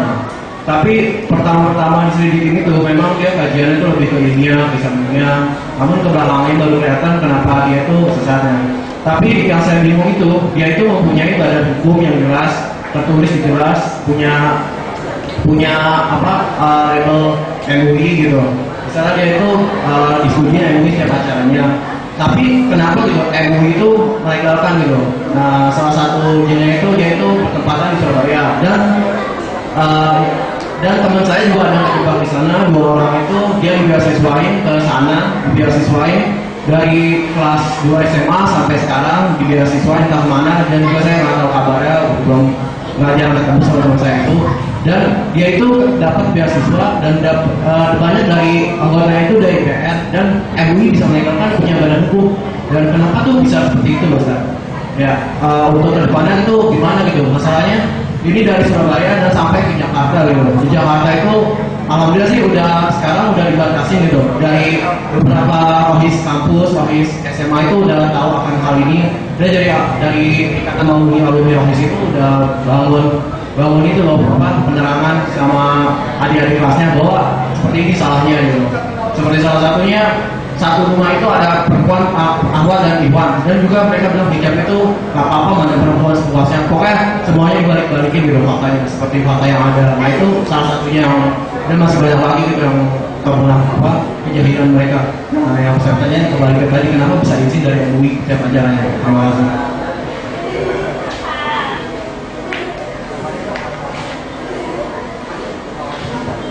Assalamualaikum warahmatullahi wabarakatuh. Mungkin mengenai buku Islam Liberal 101 ini. Oh iya. Nama saya Heni dari UMM. Mengenai buku Islam Liberal 101 ini saya baru tahu hari ini. Saya belum tahu tentang isi semuanya.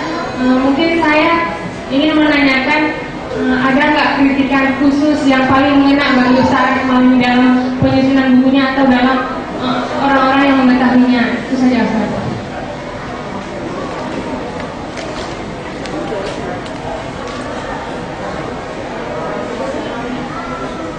Terima kasih. 3 pertanyaan dari Saudara Muhammad Nasir, Saudara Fahruki, dan Saudari Heni. Baik, Ustaz. Ya, bismillah, terima kasih. Pertama, UIN IAIN didirikan dengan niat yang mulia, kemudian terjadi kebobolan. Gimana rencana besar kita untuk mendirikan perubahan gitu ya? Pertanyaan begitu kan? Memang ujung-ujungnya memang harus lewat negara, sudah pasti. Memang paling efektif dan pasti kita harus masuk ke negara. Cuman bagaimana goal kita ke depannya. Jadi gini, ini adalah PR yang besar sekali. Yang mereka perbuat itu tidak terjadi secara instan. Jadi IAIN seperti sekarang itu nggak tiba-tiba nggak kemarin yang lurus tiba-tiba sekarang bengkok, nggak begitu. Dan terjadi selama 30 tahun, lamanya sudah 40 tahun bahkan ya, sejak kalau dihitung sejak zaman terjadinya perubahan kurikulum itu sejak zaman Harun Nasution itu tahun 70-an, tahun 71, 72 ya.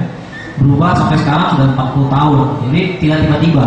Itu pun Harun Nasution tidak bekerja sendiri. Ya, tidak bekerja sendiri. Kenapa? Karena ketika itu Harun Nasution dikritik habis oleh Profesor Rashidi. Profesor Rashidi ini adalah mantan Menteri Agama pertama di Indonesia. Dan kritik dari Profesor Rashidi ini diapakan pada Departemen Agama. Jadi mantan Menteri Agama dicuekin oleh Departemen Agama. Dan Harun Nasution sendiri beberapa kali mengakui bahwa dia dapat banyak bantuan dari beberapa tokoh yang disebutkan oleh dia, tokoh Dirjen Bimas dan segala macam gitu ya, dari Departemen Agama. Jadi dia kerjanya nggak sendiri. Artinya sebelum ada Harun Nasution pun fondasinya sudah dibikin dulu. Jadi sebelumnya udah ada diskusi yang seperti diskusinya Ahmad Wahid. Itu di bukunya Ahmad Wahid menceritakan dia punya kelompok diskusi sendiri antara dia, Dawa Praharjo dan tokoh-tokoh yang lain gitu ya. Waktu itu Chandra malah belum liberal, jadi lebih belakangan lagi gitu ya. Nah, yang ingin saya katakan adalah ini sudah puluhan tahun terjadi, nggak tiba-tiba. Ya. Kalau sekarang makin cepat akselerasinya, ya itulah kalau udah menggelitik jadi cepat gitu ya. Nah, oleh karena itu kita menyelesaikannya juga nggak bisa tiba-tiba. Nggak bisa tiba-tiba kita lari ke negara itu nggak bisa. Nah, negara punya MUI untuk ngasih nasihat, tapi pertanyaannya nasihat itu diterima apa enggak tergantung negara juga, tergantung pemerintah. Karena kalau hanya berdasarkan fatwa MUI sudah mengatakan yang kayak begini liberal itu sesatnya tahun 2005. Fatwa tentang sesatnya sekularisme, pluralisme dan liberalisme agama. Jadi harusnya udah beres. Cuman kan negara tak selalu nurut sama MUI. Ya, jadi ini PR-nya agak panjang kalau kita lihat ke negara. Tapi bagaimanapun kita akan menuju ke sana. Ya. Nah, yang kita lakukan sekarang adalah bagi-bagi tugas. Ya. Ada teman-teman seperti di Jakarta ada INSIS, di Malang Surabaya ada IPAS, di Malang ada IKON ya, ada komunitas IKON, ada PSPI di Solo, di Bandung ada PIPIN dan lain-lain. Nah, tugas mereka adalah membangun tradisi intelektualnya. Tapi tradisi intelektual ini kadang-kadang nggak semua juga berani datang. Masyarakat awam nggak berani gitu ya, udah keburu serap duluan gitu ya. Nah, yang masyarakat yang awam-awam betul, nah inilah paksa-pasarnya yang kita pakai oleh teman-teman di Desa Paji ya. Kita lah menyadarkan masyarakat awam. Kita mulainya dari bawah ya. Karena kalau kita mulai dari atas susah ya, mesti ke atas mesti naik ke istana negara dulu ya susah ya. Kita mulai dari bawah dulu. Kadang-kadang negara karena alasan yang pragmatis, negara mau dengerin kita kok. Contoh kasus Lady Gaga nggak jadi datang ke Indonesia itu bukan karena fatwa MUI, walaupun semua udah berfatwa. Walaupun kalau kita lihat TV sih semua mengatakan FPI doang yang menolak gitu ya. Padahal yang menolak kan semua ya, Muhammadiyah menolak, NU mengatakan tidak sesuai segala macam, Persis menolak, Wahadah Islamiyah menolak, Dewa Dawa menolak, semua menolak ya. Tapi pemerintah nggak ngusir karena itu. Pemerintah meminta Lady Gaga mengagalkan konsernya karena masyarakat sudah resah. Nah, jadi kalau masyarakat resah, insya Allah pemerintah pun ya paling enggak mereka akan mendengarkan. Nah, masalahnya sekarang bahayanya adalah kalau masyarakat tidak resah gitu. Nah, inilah yang kita lakukan di Desa Paji ya. Jadi kita mulai dari akar rumput ya, dari masyarakat yang paling awam sekalipun, supaya mereka resah dulu soal masalah ini. Resahnya bukan resah jadi ngamuk-ngamuk, bukan gini juga gitu ya. Resah mengetahui bahwa ini ada masalah ya, dan kita harus mendukung para ulama. Seperti yang saya katakan tadi, banyak yang nanya MUI ngapain aja ya? Jawaban saya MUI tugasnya memang bermajelis. Tugas mereka adalah mendiskusikan, bikin fatwa segala macam gitu ya. Nah, yang harus gerak di lapangan memang harusnya kita, bukan ulama lagi. Kalau ulama suruh ke lapangan juga nggak beres-beres kerjanya gitu ya. Jadi tugas mereka di sana, tugas kita memang di lapangan. Nanti setelah ini baru kita lihat lagi sejauh apa penetrasi kita ke kampus-kampus gitu ya. Kalau kampus aja masih susah nembusnya, gimana sekolah? Kalau sekolah aja masih susah, gimana masyarakat yang nggak sekolah? Coba bayangin, itu lebih susah lagi tuh. Ya. Jadi semakin hari akan semakin kelihatan begitu kita terjun dalam medan dakwah ini sebagian hari makin kelihatan bagian mana yang agak yang harus kita benahi. Ya.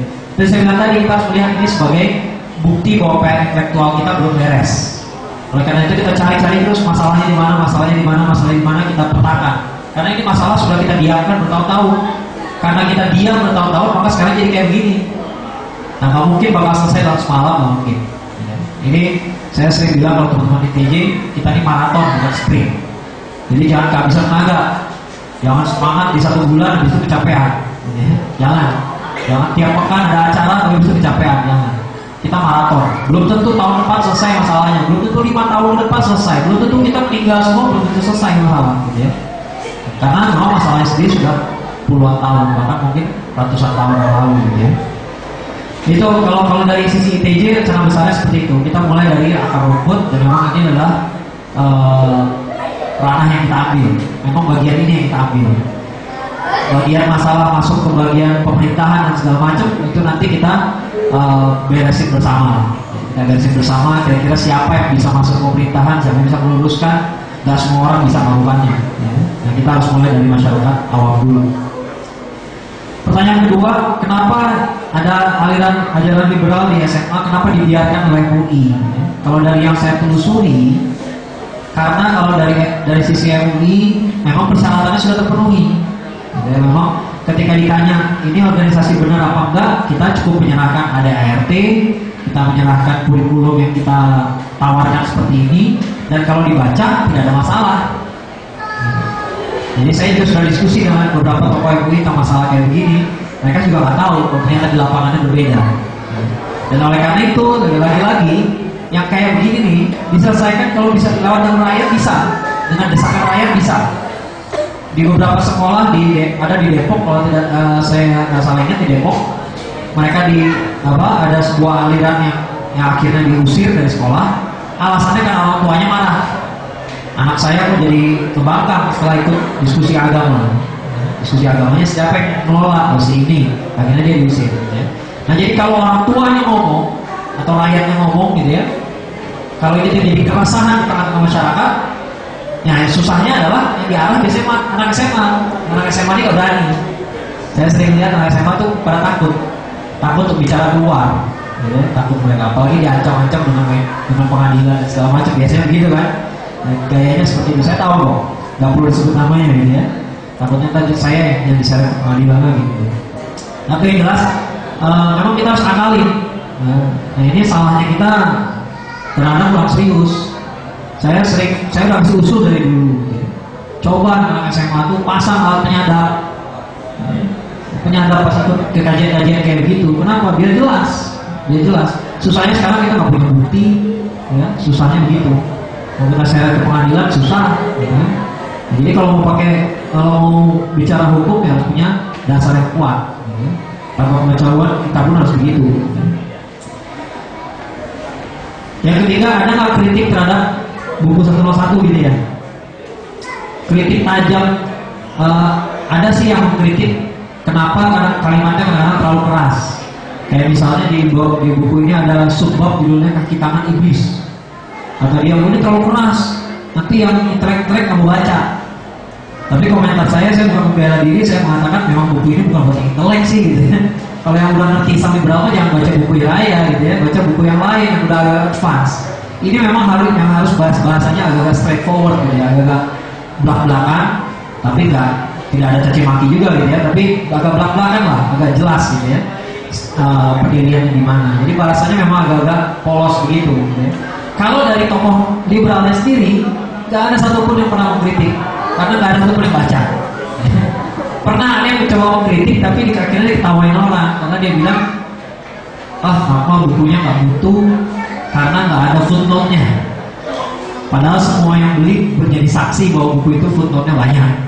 Udah gitu aja, tadi jelas dia bohong gitu kan. Tapi yang saya pernah abadikan, beliau pernah bilang buku saya gak butuh. Ya, kemudian ditanya lagi sama orang kenapa nggak butuh, dia nggak mau jawab. Ya udah gitu ya. Ya, jadi alhamdulillah kalau dari kubu sebelah sana sampai sekarang belum ada yang ngasih bantahan yang valid menurut saya gitu ya. Kalau caci maki doang sih ada. Ya tapi mudah-mudahan kalau untuk semua sudah baca, syukur-syukur kalau ada yang bisa ngasih kritik gitu ya, karena itu kritik yang baik bagaimanapun bisa perkaya wawasan saya. Terima kasih. Terima kasih. Waktu tinggal 4 menit lagi sesuai jam saya ya. Gimana panitia? Apakah kita memberikan satu lagi? Oh, saya minta satu lagi. Satu aja. Ya. Satu aja. Karena ya, oke. Tadi di depan, berarti sekarang di belakang. Iya. Silakan.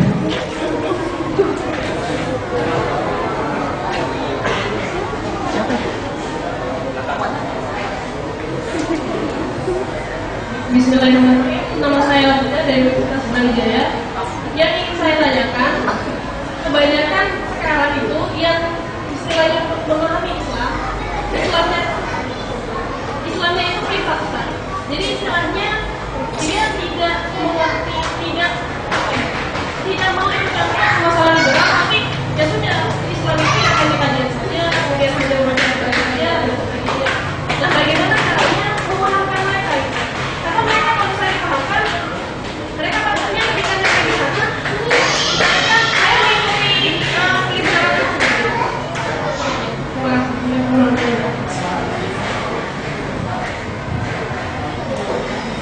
Ya, itu salah satu contoh bagaimana cara berpikir sekuler itu sudah menjamur di masyarakat kita. Bahkan mereka sendiri, sebagian dari mereka nggak mau disebut sekuler, tapi dia mereka sekuler. Atau mungkin karena mereka nggak paham makna sekuler. Sekuler itu kan maknanya adalah memisahkan agama dari ruang publik. Artinya mereka merasa agama itu privat. Sholat, saya sholat masih sholat, gitu ya. Tidak mencuri, tidak berzina dan segala macam. Tapi urusan lain saya nggak mau tahu. Ya, urusan lain saya nggak mau tahu. Apalagi urusan orang lain liberal atau enggak, gitu ya. Nah, ini contoh bagaimana paham sekuler sudah kemana-mana, gitu ya. Orang tua dari teman saya tuh pernah ada yang nanya ke anaknya, gitu ya. Kenapa sih harus membahas kesesatan orang lain? Kan yang penting kita. Kalaupun orang lain sesat, yang penting kita enggak. Gitu. Ya. Kalau menurut saya kalimatnya paradoks. Paradoksnya kenapa? Karena kita nggak pernah hidup lepas dari orang lain. Jadi kalau kita bilang ya biarin aja orang sesat, kan kita enggak. Anda ngomong gitu ke siapa? Ke anak Anda. Anak Anda siapa? Anak Anda emang seharian di rumah, keluar kan? Karena itu kesesatan yang ada di luar sesungguhnya dalam urusan kita. Kalau Anda mengatakan yang penting kita nggak sesat, justru untuk memastikan bahwa kita tidak sesat, maka kesesatan di luar harus dipadamkan. Nah, cara berpikirnya paradoks. Dia buat dia yang penting kita nggak sesat, biarin aja orang sesat. Padahal anaknya bergaul sama orang lain, gitu kan?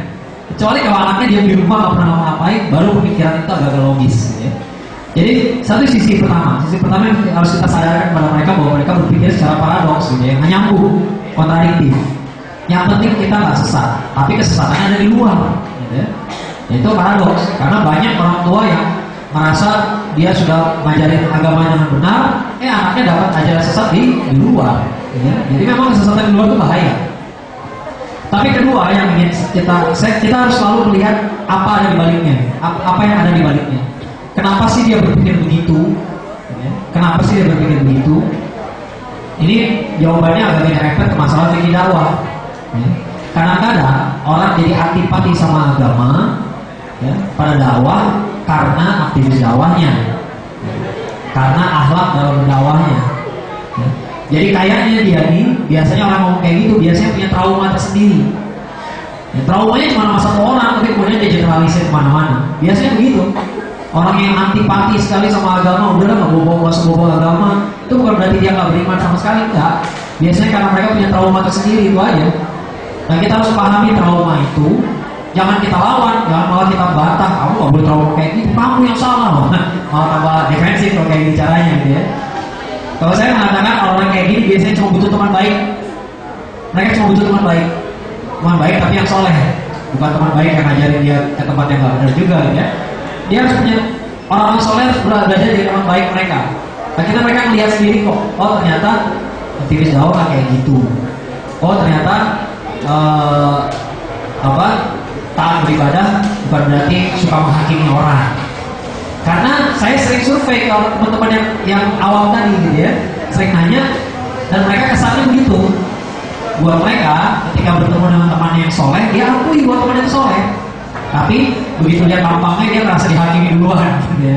Nah, dia bilang, berarti ini masalah visi dakwah kita. Cara dakwah kita yang kurang pas. Gitu ya. Harusnya kita mulai dari menjadi teman yang baik. Biasanya kalau udah kayak gitu, ujung-ujungnya dia bakal ngaduin masalah dia ke kita juga. Gitu ya. Dan kalau udah terjadi kepercayaan kayak begitu, banyak sekali yang sembuh dari sekularisme dengan cara kayak begitu. Banyak. Saya mimpin pengajian alumni, sebagian alumni ITB di Jakarta. Ya, rata-rata mereka backgroundnya persis seperti itu. Mereka adalah orang-orang yang punya trauma tersendiri terhadap aktivis dakwah, mereka punya trauma tersendiri terhadap agama. Tapi setelah kita beberapa kali kita pengajian, alhamdulillah semua pemikiran itu terhapus, ya, terhapus. Pada akhirnya saya bisa nanya ke mereka, memangnya siapa sih aktivis dakwah yang menghakimi kamu? Ternyata jawabannya sama semua. Sebenarnya nggak ada sih. Cuma begitu dilihat sama mereka rasanya bagaimana gitu. Ya. Jadi hal-hal kayak itu harus kita pahami bersama gitu. Ada backgroundnya. Sebagaimana di Barat orang sekuler itu jadi trauma gara-gara agama gitu ya. Dan di Indonesia juga kayak begitu. Mereka tergoda jadi sekuler itu karena ada trauma tersendiri saja. Traumanya sebenarnya masalah-masalah masalah kasuistik, tapi akhirnya mereka generalisir. Ya. Nah itu yang harus kita pahami sama. Oleh karena itu saya katakan tidak sama antara yang berperilaku liberal dengan Islam liberal, itu beda. Jangan teman kita pacaran lalu kita bilang ada Islam liberal, belum tentu. Karena banyak orang pacaran nggak cari dalil. Nah orang Islam liberal setelah berpikir maksiat dia cari dalilnya. Nah itu orang Islam liberal. Kalau orang liberal itu ada doang. Kadang-kadang mereka kalau dinasihatin benar, atau kadang-kadang mereka bisa berbuat dosa mereka malu juga. Nah berarti mereka hati kecilnya masih bicara tuh. Kalau masih malu, masih dibet-betin, masih nggak mau ketahuan. Kalau soal Islam liberal nggak malu-malu lagi, malah dicari dalilnya kalau perlu. Ya, saya berbuat maksiat ini loh dalilnya, gitu. Canggih sekali. Itu orang Islam liberal. Jadi jangan perlakukan mereka dengan pukul rata. Ya, banyak teman-teman kita yang kadang-kadang hanya trauma saja sedikit gitu ya. Traumanya harus disembuhkan. Jangan malah kita bikin dia lebih defensif lagi. Ya. Mudah-mudahan jelas. Mudah-mudahan juga walaupun jelas tapi bikin kita semakin bertambah haus akan ilmu. Yang salah itu udah pasti dari saya, yang benar itu dari Allah. Mudah-mudahan kita semua terselamatkan dari bahaya pemikiran yang sama berat. Ya, taufiknya. Assalamualaikum warahmatullahi wabarakatuh. Waalaikumsalam warahmatullahi wabarakatuh. Kita belum menutup karena akan ada door prize. Door prize-nya tadi otomatis yang bertanya udah ada door prize ya. Yang pertama adalah voucher coklat dari Sylvia and Joe Chocolate. Kemudian mendapatkan buku. Bukunya ada 5, penanya tadi ada 4. Berarti 1 buku untuk 1 penanya. Saya akan memberikan pertanyaan. Belum. Pertanyaannya itu ada di masih saya simpan dan saya akan menjawabnya sendiri. Jadi yang dapat buku saya. Begitu. Jadi akan ada 1 pertanyaan. Pertanyaannya seperti saya atau Ustaz menginginkan memberikan pertanyaan. Oh saya, kalau begitu. Jadi tadi otomatisnya dapat ya. Saya akan memberikan pertanyaan. Siapa cepat dia dapat ya. Yang katakan maksudnya. Apa alasan Abang Akmal Syafrin? Jadi saya nggak konsisten ini. Jadi bilang Ustaz tadi, terus bilang apa tadi? Abang gitu ya. Jadi apa alasan Ustaz Akmal Syafrin melabeli bukunya sebagai Islam Liberal 101? Ya yang pakai jilbab biru. Hijau ya. Pantesan saya nggak lulus kedokteran kemarin ya. Buta waktu. Tolong dimaafkan moderatornya ya.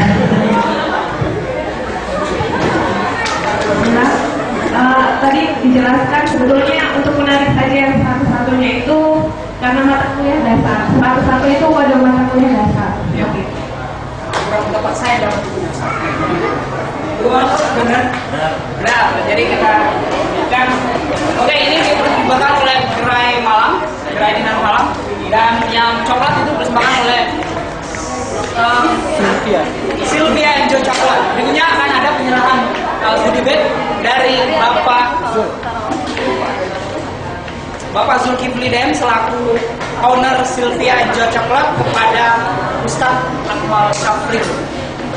Ini teman lama saya tapi nggak pernah ketemu. Masya Allah.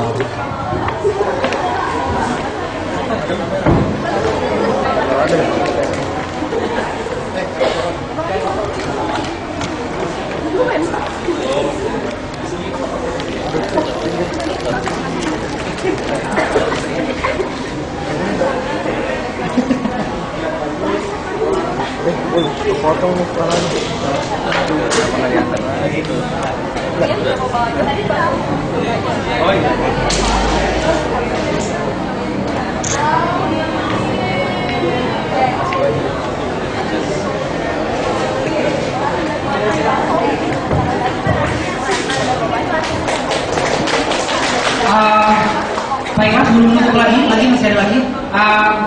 Bagi yang ingin mendapatkan bukunya silahkan ke belakang dan ke belakang, maksud saya di pojok sana. Dan bagi yang ingin bergabung, insya Allah teman-teman yang ingin bergabung di medan dakwah ini, bergabung, pen dan kita masih banyak di highlight seperti di highlight, tolong digarisbawahi. Bagi yang ingin bergelut di dunia dakwah ini, kami ITJ Malang membuka pendaftaran. Di belakang ada formulir pendaftaran bagi teman-teman yang ingin mendaftar ITJ Syahrir Malang. Kami juga membuka pendaftaran. Kemudian saya akan membagikan, sebelum membagikan saya akan menutup pertemuan hari dengan doa kafaratul masjid. Kafaratul majlis. Subhanallah wa bihamdihi. Asyhadu an la ilaha illallah wa asyhadu anna muhammadan rasulullah. Assalamualaikum warahmatullahi wabarakatuh. Ya, yang mau foto-foto ada booth di sana, silahkan foto-foto, selfie dan sebagainya. Dan saya akan memberikan kepada ini kepada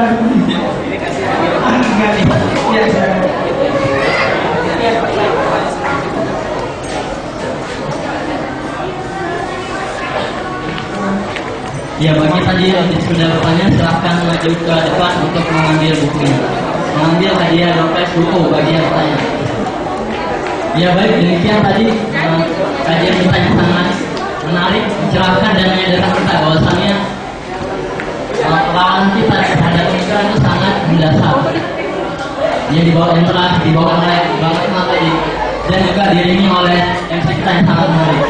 Nah, oleh karena itu kita juga mengajak kepada peserta Ikhwan maupun Akhwat untuk besok ini masih ada lagi kegiatannya yang akan diisi oleh Ustaz yang sama, Ustaz Ahmad Safir, yaitu tentang menolak lupa Buya Hamka, sang maestro dakwah Indonesia. Jadi kita akan mengkaji bagaimana pemikiran beliau tentang